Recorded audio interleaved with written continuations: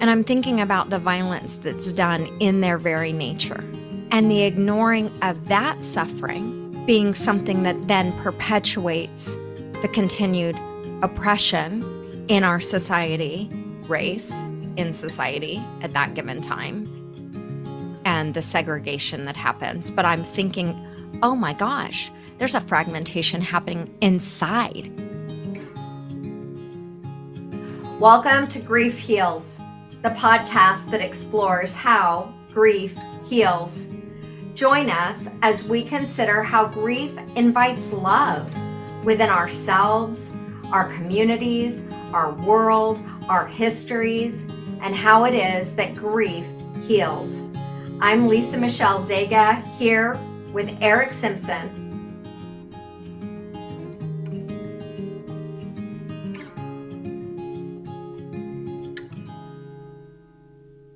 Well, I've got two things going on. I'm doing a group coaching with Brandon Cook. That's going to start April 17th.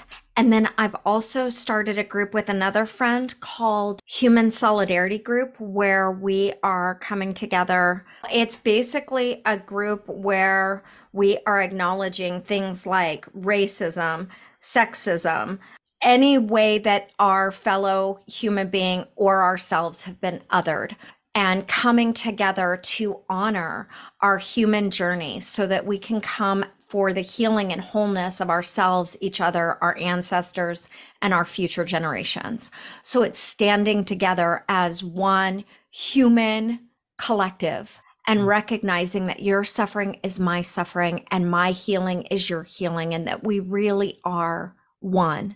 So let's acknowledge the places of our pain, and let's acknowledge the ways that love needs to get in, and the practical ways, like what do we do to uplift our fellow humans? So we're just having discussions.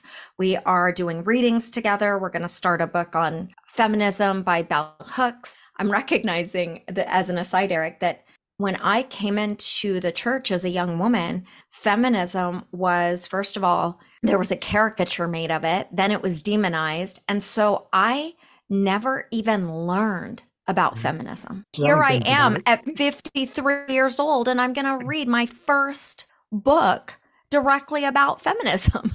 So humbling. Yeah. So anyway, we're going to be reading, talking, discussing, and taking action for ourselves and for our world. And that's just a group that we are doing on Thursday nights, and any and all are welcome.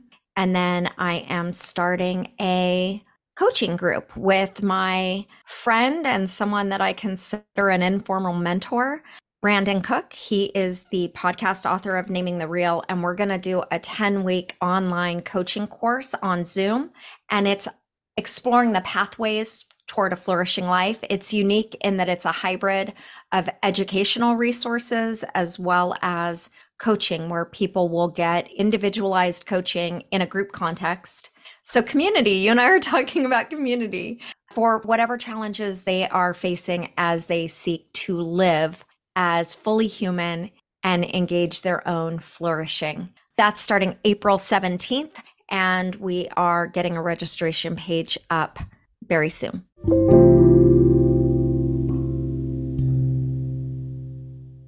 A coworker of mine listened to the podcast that we did on Jim Forrest. And during that podcast, I talked about how I really appreciated Jim's circumspection and the way that he was careful in his speech. And he made a point of mentioning that to me and then looked at me because I said it influenced me. And he just gave me this look because what I was saying is that I admired Jim's circumspection. I wasn't saying that I exemplified it myself. So I just want to make that clear. So your coworker wanted you to know that he hasn't seen evidence that this would be something you exemplify. I think it surprised him that I admired that in Jim Forrest because so I told him I'd make a clarification on the podcast. Now, is that circumspection something you aspire to, or would you just like to remain a distant admirer? It is something that I've been thinking about, and it is something I would aspire to. I think for a while, my main goal has been to be transparent, not to be deceitful. And I think sometimes people think that that means just letting it all hang out and saying whatever is on your mind. And that's not the case. You can be transparent and circumspect. And that's sort of what's the phrase that Jesus uses? Wise as serpents, Serpent. innocent as doves. Yeah. So anyway, that is some of the feedback that we've gotten that I've received personally from the podcast. Oh, yeah. Okay, when you were talking, something came to mind, and then I returned my attention to you, and then whatever had come to mind just left me as quick as it came. So I'm at a loss, and I find it funny.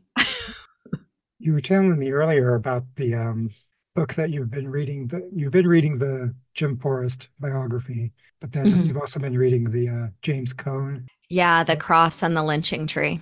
And that, wow, what a switch. I mean, I'm going from this like, jovial Yeah, giggling about circumspection and our own human contradictions. But it's not even a human contradiction, and I will come back to the cross and the lynching tree. For myself, I I was so hard on versions of my past self, right? And so hard on like the distance, even not just my past self, just hard on the gap between who I do aspire to be and then often how I show up in the world. And one of the things that has really softened my relationship with myself is this truth in nature that it's all a process. I'm committed to the process of living into my values. And just like a baby doesn't come out of the womb and then, able to walk and run, and there's a process of development that happens for a child even to learn to walk. And there's a process for me to develop to in the becoming of who I am, so I look at ways that I've been judgmental, ways that I like the amount of shame I experienced in my body, like so many things that I actually thought those things made me bad. Like, in other words, the fact that shame would flood me. My whole experience, right, of like just feeling as if I was, in fact, shame itself. right. And then I thought I was so wrong and bad and so my Christianity so like not godlike. And now I'm like, I have never once walked up to an acorn and cursed it for not being the fullness of its design. I think that's why being human, that's what matters to me. So you Mhm. were talking about, hey, I would just rather be authentically how I am, where I am, who I am in this present moment Mhm. than any kind of deceit. And it's like, well, yeah, that's human. The point I was making is there is a distinction between being open and transparent and circumspection, which is, it's part of that whole freedom and form dialectic. Like we have freedoms, but we use our freedoms in such a way that it doesn't infringe upon others. And if the experience that other people have of me is one that is harmful to them or toxic to them. Well, even when you said it, now the freedom and form thing, I'm not like completely tracking. I mean, I would need you to unpack it, is what I mean. It's not that it's completely foreign. And the idea of what immediately came to me is everything I do impacts the entire universe. So that implies there's a responsibility on our part. Yes. Yeah. Right. And, that makes me think of the definition of love that Bell Hooks uses. And I don't have it like top of tongue, but it's this idea of exerting my will for my own or another's spiritual growth. And like, but this exertion, a responsibility of how I'm going to navigate in the world because I am connected to the entire cosmos. And Mhm. so in a very real sense. Oh, and this is a perfect segue, by the way, into the cross and the lynching tree, because there's a very real sense where I am not free if I am infringing on the freedom of another. That my freedom is in fact your freedom is my freedom, right? So there is an aspect of the cross and the lynching tree that has really planted inside me and continues to grow. There's a concept, there's a reflection. I find myself returning again and again to this. And I think it's in the beginning of the book. James Cone is talking about the period in our history where lynching was really prominent. And I want to say it was like 1860 to 19, help me. Was it 1940. 1960? 1940? Yes. Okay. So the thing that really struck me is he talked about how people would gather around. It's slowing me down because it's so weighty. Would gather around a black body hanging dead from a tree in the thousands, in the 20,000s. There was like a public celebration. There were postcards made. There were pictures posed with little children. And so I'm thinking about families that, like, I've been thinking a lot about the little kids, right?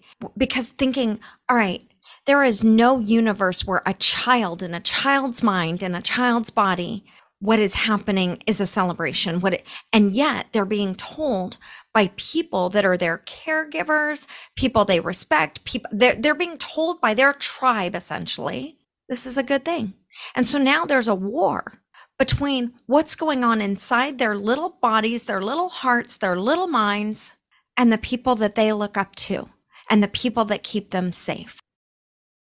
Like all children, my imagination is they make their body, their little hearts and their little minds what's wrong, and they make an assent to get on board with what's happening around them. And I'm thinking about the violence that's done in their very nature and the ignoring of that suffering being something that then perpetuates the continued oppression in our society, race in society at that given time, and the segregation that happens. But I'm thinking, oh my gosh, there's a fragmentation happening inside. And look, I'm just going to pause there, but I will say, Eric, I have stories from my own childhood that are really, really painful, thinking about myself and things that came out of my mouth to other human beings when I was very young, and these things that were modeled for me. And then the dissonance inside myself and the self-loathing that happened. But I'll just stop there and just see what's coming up for you. And then, so that we're like having a conversation instead of a monologue from Lisa. You just woke me up. Yeah, thanks for that. Joking. Ouch. Ouch. I'm not going to keep that in there. Oh, you should, Mr. Circumspect. Yeah. Yeah. Yeah. What has gone through my mind as you were speaking while I was listening to you, really, you're talking about the psychology of the oppressors as they're victimizing the victims. And so, of course, we know that for the person being hanged and for their families and for their friends and everyone involved in their lives, this is a complete injustice and tragedy. But it's also a wound in the ethos of the oppressors who believe that what they're doing is right or that what they're doing is good. And this memory can continue. I mean, it's not like we can separate ourselves from not quite 100 years ago when lynching ended, because it's still going on in different ways. And we're still connected to the past and to the future, obviously. So the different ramifications that came to my mind about that is that we still live in a systemic oppressive society where racism is evident in all sorts of ways. And that is propped up by the assumptions that we have built upon our history and what has happened to us as the oppressors. We've internalized certain ideas, and as the victims, they've internalized certain ideas. But in terms of the African American community, their spirituality in some of their churches, I know that Jim Forrest said that one of his favorite churches, other than the Orthodox Church of which he was a part, was to go to a Black church. I'm just wondering if in the Black church, because I know that when Bonhoeffer visited the United States, he was also very taken by the Black churches and felt at home there. It's the only place he said he felt at home.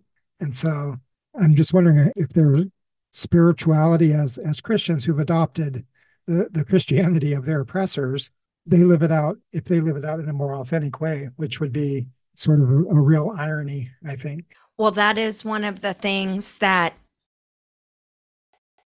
James Cone, he also talks about that paradox and the spirituality in the Black churches, and it's quite beautiful. I myself, being someone who always has wanted to respond out loud and often do to the preacher in white churches, like that's not a thing in most places. So I've also felt the most at home, because expressing with your whole body, having a conversation as a worship service, like that's more okay. So anyway, Well, that's a side note.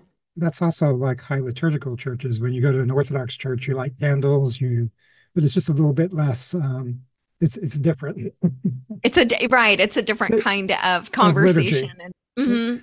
And no less beautiful. Like, I think, so I want to circle all the way back to what I was saying and then what you were saying. And then that's the thing, the wound against the fabric of our shared humanity, both for the oppressor and for the victim. There is a wound to the essence. And I'm not pitting these two. Right. What I'm thinking, though, because these things have continued. They have continued. They've just changed forms. We went from lynching, and maybe my historical knowledge is going to be a little off, but then I'm going to say we go from lynching to Jim Crow, and then we go into now criminalizing Black, and now we've got a large portion of our Black community behind bars. And we've just perpetuated slavery. It's just morphed.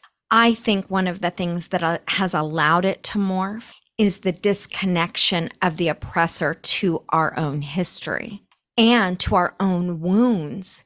I myself was born in a family in the South, in the dominant race, and hearing things that I'm absorbing like these things are true. So I am 7, 8 years old. I get in a fight with a little girl in school. She's Black.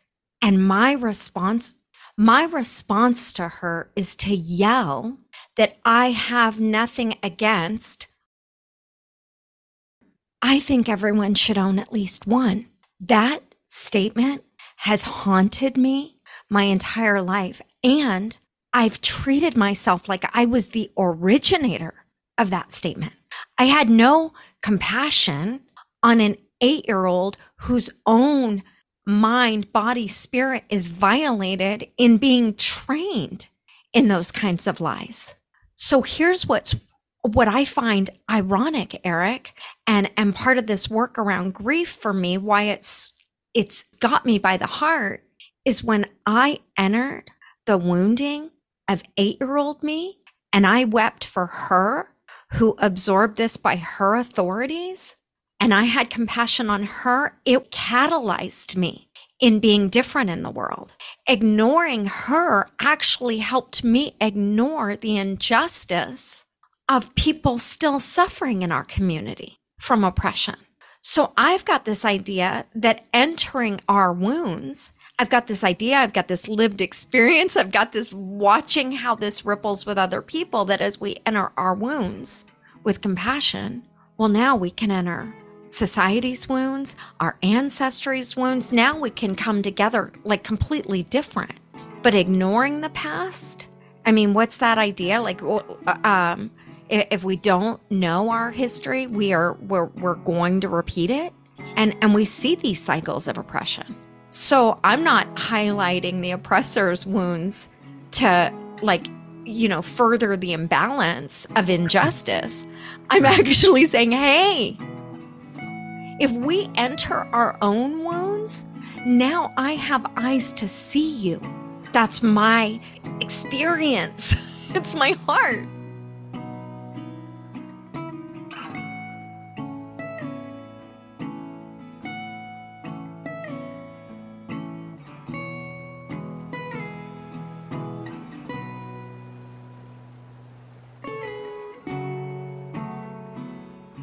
You've been listening to Grief Heals with Lisa Michelle Zega.